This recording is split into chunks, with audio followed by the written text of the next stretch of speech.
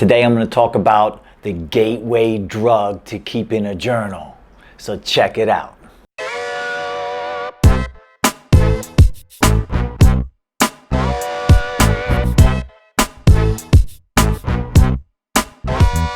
All right, guys, KOMK here, KOMK. Thanks for watching. So today I want to talk about keeping a journal. All right, keeping a journal for me is something that I've been doing consistently for almost 20 years. I've focused time out of my day almost every day. Sometimes I'll go 1 or 2 days without writing in the journal. But pretty much I've been pretty consistent for a long time on keeping a journal. And it truly is one of the most favorite times of my day. Especially when you're in a, maybe say your normal, go to work, go work out, train after work, and go home, and kind of that cycle just repeats itself a bit, you know. To have a journal and to have something that you can just write in and it's just you and your words, that time starts to become very special for you. And for me, I often do it on my commute to work. While I'm sitting on the bus, I've already had my cup of coffee on my way to the bus stop, and I just sit on the bus and I just write. And next thing I know, I'm near my job, and I've already turned 5 pages in the journal. And it becomes that therapy. It becomes that therapy. Or sometimes I, get that cup of coffee or even a beer in the afternoon sometimes, and sit in the park and let the world kind of walk by me, and I'm trapped in that moment of time, just writing down my thoughts and my feelings, memories, things like that. And keeping a journal can be extremely therapeutic. It really can. And this is what I want to share with you guys. I want you guys I want other people to kind of have that same feeling that I feel, or to see what type of feelings that they get from having a journal, keeping a journal, being consistent with the journal. And then I want to talk about what would be a great gateway drug to journaling. All right. So one of the things about journaling is, one of the benefits of it is memories. A lot of things happen in our lives daily. Sometimes we're going through cycles of drama or fascination or exciting times and things like that. And because there's so many things going off, maybe you only really remember those big moments, right? Those really pop off, your child being born. You'll remember that day forever. You'll remember how you felt. You'll remember every little bit about it.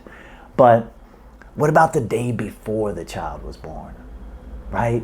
How were you feeling? What were you thinking, What about 2-3 days after your child was born? I'm just using that as an example.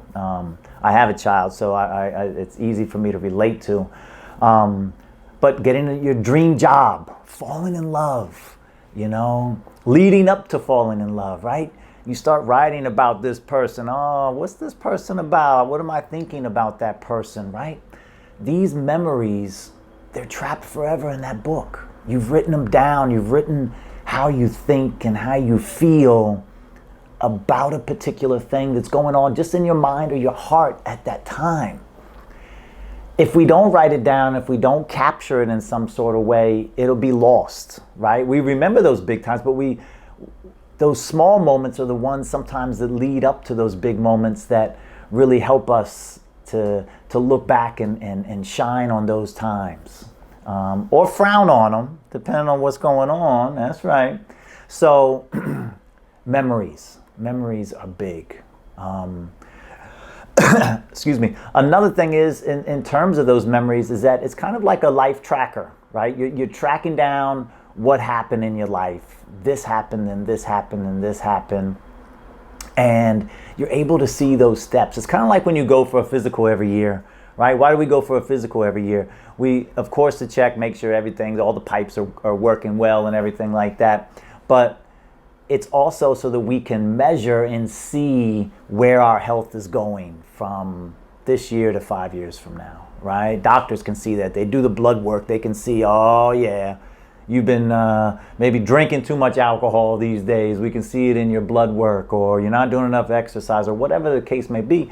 In the journal, we can see what we were thinking when we did say that particular, a particular thing that maybe we shouldn't have done, or that we should have done, and we're able to kind of track kind of our ebbs and flows of life, and it's powerful. It's powerful. When I go back and look at journals that I've written in, years ago, and I rarely look back at times. I every now and then I'll pull a journal off the shelf. I got it in a shelf that's covered up, or that has doors, so I don't see them so often, and I'm amazed. I'm amazed by just how I was thinking, what was going on in my life at the time, and I'm glad that I wrote those memories down. I'm glad that I can see how my life tracked from that time on, right? Another thing of it is also planning, right? Now, I don't suggest anybody to turn your written journal and things like that, your thought journal, your volumes of life journal. I don't suggest people to turn them into an actual planner. But a journal is great to plan for your goals and the things you want to achieve in life, but to write them out as thoughts and ideas and mind maps and build on them and things like that, because again, you're able to capture so much the more you write, right? The more consistent you are, the heavier the words are, the deeper they are to you and what they mean to you for you to accomplish these goals. Because when you write down a goal, that's great, but you need to write down why you want that goal.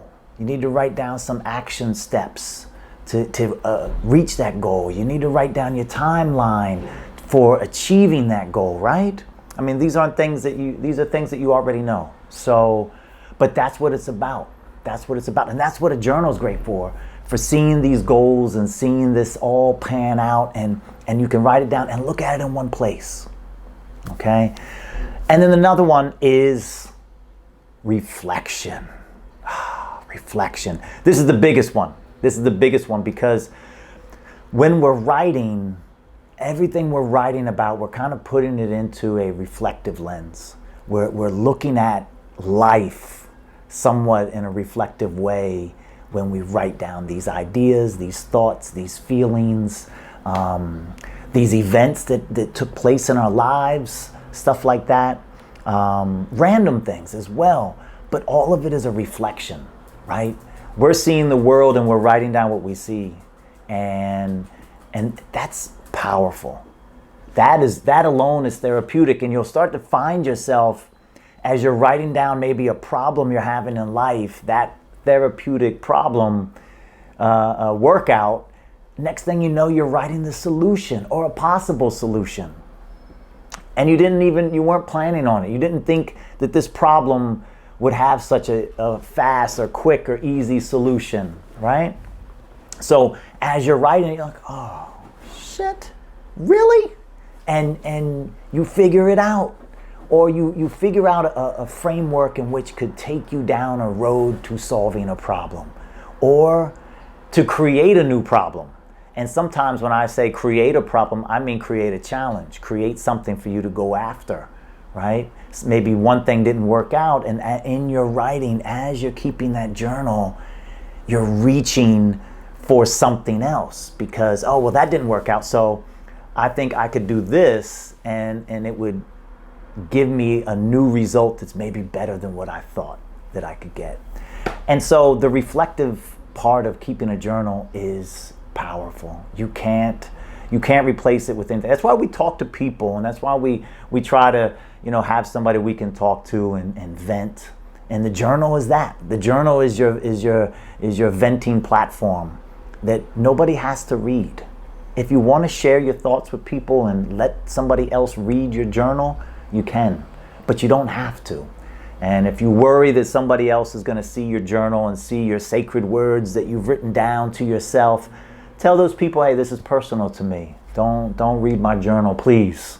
And if you still feel that you can't trust them, keep it with you. Put it in your bag when you go to work or go to school or something like that.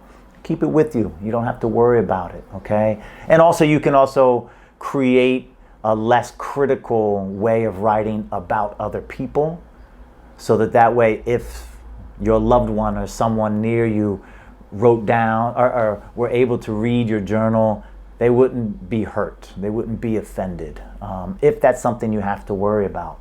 So keeping a journal is amazing. It really is amazing. I hope you guys feel that. Now for here, the gateway. This is the gateway drug to journal. I just stumbled on it, and I've already said I'm a very experienced and consistent journal keeper.